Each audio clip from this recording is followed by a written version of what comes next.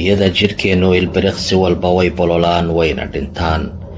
jidhka bini'aadankuna mar walba uu isjadiidiyaa oo iskiisayuu isaga sifeeyaa haraadiga qashinta iyo sunta. 2016 ayaa saynisyahanka reer Japan Yoshinori Ohsumi la siiyey jaayisada Nobel Prize ee cilmiga fisiolojiga ee caafimaadka kadib markii uu helay qaabka uu shaqeeyo ama sunta isaga sifeeya jidhka bini'aadanku. qaabkan la yaabka badan oo lagu magac daray autophagy.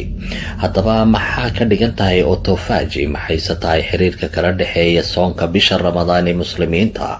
goordhow ayaan faahfaahinaynaa.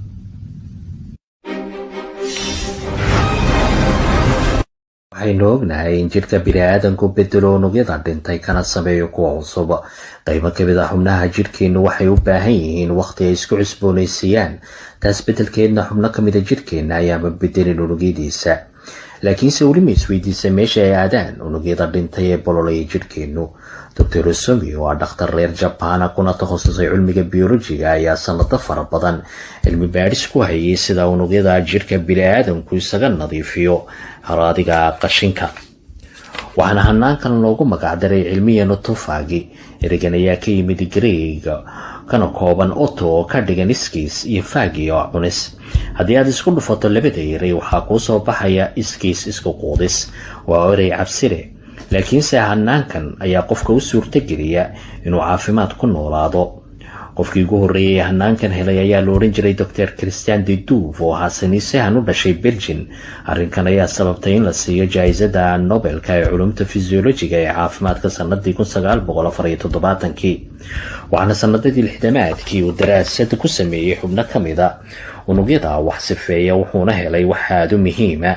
wuxuuna ogaaday in unugyada qaar ay leeyihiin qaybo wax lagu sifeeyo oo gaara oo mar dambe loogu magac daray lysosome. waxayna u shaqeeyaan sidii caloosha oo kale, waxaana ku jira aysiidho si gaara u habaysan. waxayna iyagoo adeegsanaya aysiidhadan lysosomku iyagu dib u sifeeyaan unugyada bololay ama dhintay, haraadiga cunnada aynu cunno, bakteeriyada iyo weliba fayrusyada iyo weliba qashino kale. waxayna kasoo saaraan unugyo cusub iyo weliba tamar iyo awoodda. hanaankan autophagy la-aantiis qofna ma noolaadeen oo sunta ayaaba dili lahayd. markaynu soo koobno, iyadoo la adeegsanayo lysosomka ayaa jidhkeennu wuxuu kala shiilaa qaab dhismeedyada proteinka isagoo u bedela acid amine waxa loo yaqaan. mar dambe ayuuna u adeegsanaa inuu dhiso unugyo cusub. markaas waxaa imaanaysa su-aasha ah, ma u baahan nahay inaynu cunno proteinka xawayaanka ama xoolaha si aynu u dhisno unugyada jidhkeenna? aynu kasoo qaadno in qofku uusan baquudan protein xawayaan intii muddaa, waana wax lala yaabo. laakiinse haddana markaad fiiriso waxaa qofka calooshiisa ku jirta tayada loo baahan yahay proteinka sidii uu cunay oo kale, farqina uma dhexeeyo. waxaana arrinkaas lagu macneeyey in jidhka bini'aadanku isticmaalo haraadiga unugyada dhintay iyo qashinka iyo weliba bakteeriyada oo dib uu sifeeya kana sameeyo tabar proteina iyo weliba unugyo cusub.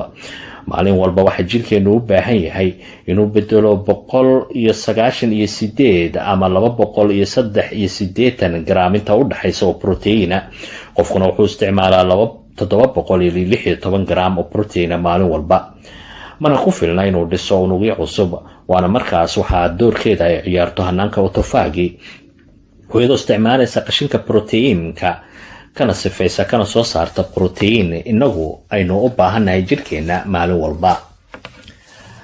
haddii hanaanka autophagy uu shaqayn waayo, waxaa qofka ku dhaca cudurrada macaanka heerka 2, cudurka Parkinson ama gariirisada, cudurrada gabowga iyo kansarka.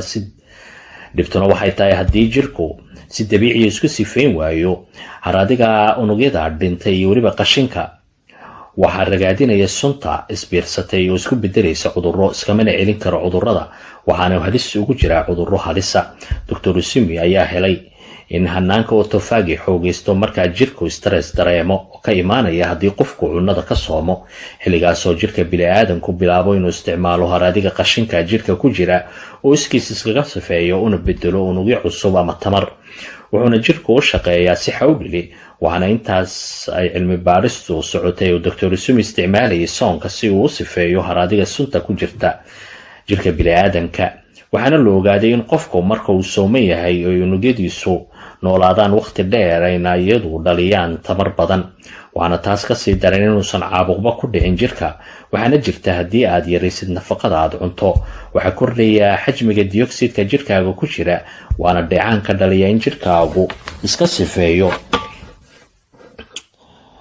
sunta laguna dhalin yaraado.